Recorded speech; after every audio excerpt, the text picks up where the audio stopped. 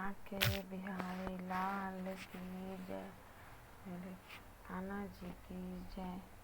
Head Gopal ji की जय। कार्तिक मास का 24वां अध्याय। यादव पृथु बोले, हे मुनि श्रेष्ठ, आपने तुलसी के इतिहास व्रत महात्म्य के विषय में कहा। अब आप कृपा कर मुझे ये बताइए कि कार्तिक मास में क्या और भी देवताओं का पूजन किया जाता है। यह भी विस्तार पूर्वक बताइए। नारद जी बोले, पूर्व काल की बात है। सह पर्वत पर करवीकर में धर्मदत्त नामक विख्यात कोई धर्मज्ञ ब्राह्मण रहते थे। एक दिन कार्तिक मास में भगवान विष्णु के समीप जागरण करने के लिए वे भगवान के मंदिर की ओर चले। उस समय एक पहर रात बाकी थी। भगवान के पूजन की सामग्री साथ लिए जाते हुए ब्राह्मण ने मार्ग में देखा कि एक भयंकर राक्षसी आ रही है। उसका शरीर नंगा और मांस रहित था। उसके बड़े बड़े दांत, लपकती हुई जीभ, लाल नेत्र देखकर ब्राह्मण भय से थर्रा उठे। उनका सारा शरीर कांपने लगा। उन्होंने साहस करके पूजा की सामग्री तथा जल से ही उसे राक्षसी के ऊपर प्रहार किया। उन्होंने हरि नाम का श्रवण करके तुलसी दल मिश्रित जल से उसको मारा था, इसलिए उसका सारा पातक नष्ट हो गया। अब उसे अपने पूर्व जन्म के कर्मों के परिणाम स्वरूप प्राप्त हुई दुर्दशा का स्मरण हो आया। उसने ब्राह्मण को दंडवत प्रणाम करके इस प्रकार कहा, हे ब्राह्मण, मैं पूर्व जन्म के कर्मों के फल से इस दशा को पहुँची हूँ। अब मुझे किस प्रकार उत्तम गति प्राप्त होगी।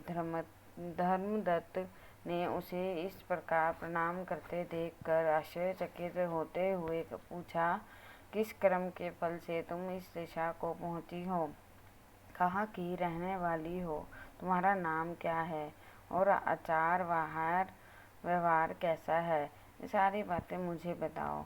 उस राक्षसी का नाम कलहा था। कलहा बोली, ब्राह्मण, मेरे पूर्व जन्म की बात है। सौराष्ट्र नगर में भिक्षु नामक एक ब्राह्मण रहते थे। मैं उनकी पत्नी थी। मेरा नाम कलहा था और मैं बड़े क्रूर स्वभाव की स्त्री थी। मैंने वचन से भी कभी अपने पति का भला नहीं किया, उन्हें कभी मीठा भोजन नहीं परोसा, सदा अपने स्वामी को धोखा ही देती रही। मुझे कलह विशेष प्रिय था, इसलिए मेरे पति का मन मुझसे सदा उद्विग्न रहा करता था।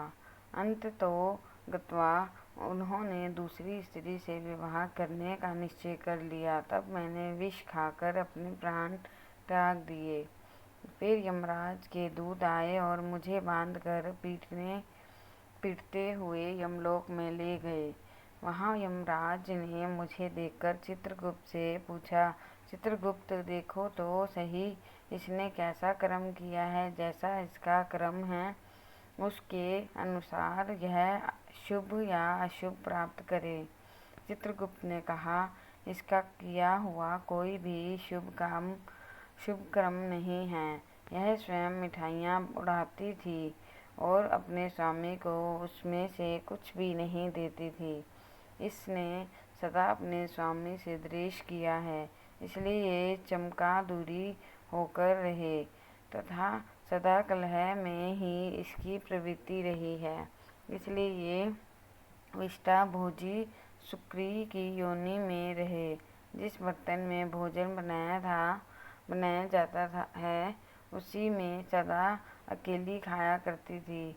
अतः उसके दोष से यह अपनी ही संतान का भ्रण करने वाली बिल्ली हो। इसने अपने पति को निमित्त बनाकर आत्मघात किया है, इसलिए ये अत्यंत निंदनीय स्त्री प्रेत के शरीर में भी कुछ काल तक अकेली ही रहे। इसे यमदूतों द्वारा निर्जल प्रदेश में भेज देना चाहिए।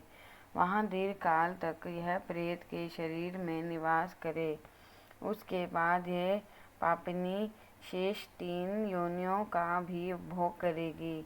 कलहा ने कहा, विप्रवर मैं वही पापिनी कलहा हूँ इस प्रेत शरीर में आए मुझे 500 वर्ष बीत चुके हैं। मैं सदैव भूख प्यास से पीड़ित रहा करती हूँ। एक बनिए के शरीर में प्रवेश करके मैं इस दक्षिण दिशा में कृष्णा और वेणी के संगम तक आई हूँ। ज्यों ही संगम तट पर पहुँची त्यों ही भगवान शिव और विष्णु के पार्षदों ने मुझे बलपूर्वक बनिए के शरीर से दूर भगा दिया। तब से मैं भूख का कष्ट सहन करती हुई इधर उधर घूम रही हूँ। इतने में ही आपके ऊपर मेरी दृष्टि पड़ गई। आपके हाथ से तुलसी मिश्रित जल का सत्संग पाकर मेरे सब पाप नष्ट हो गए। द्विजश्रेष्ठ, अब आप ही कोई उपाय कीजिए। बताइए, मेरे इस शरीर से और भविष्य में होने वाली भयंकर 3 योनियों में किस प्रकार मुक्त होंगी। कलह का यह वचन सुनकर धर्मदत्त उसके पिछले कर्मों और वर्तमान अवस्था को देखकर बहुत दुखी हुआ। फिर उसने बहुत सोच विचार करने के बाद कहा, धर्मदत्त जी के कथन की कथा का वर्णन 25वें अध्याय में किया गया है। बोले हरि नारायण भगवान की जय, लक्ष्मी नारायण भगवान की जय। श्री कृष्ण गोविंद हरे मुरारी, हे नाथ नारायण वासुदेव।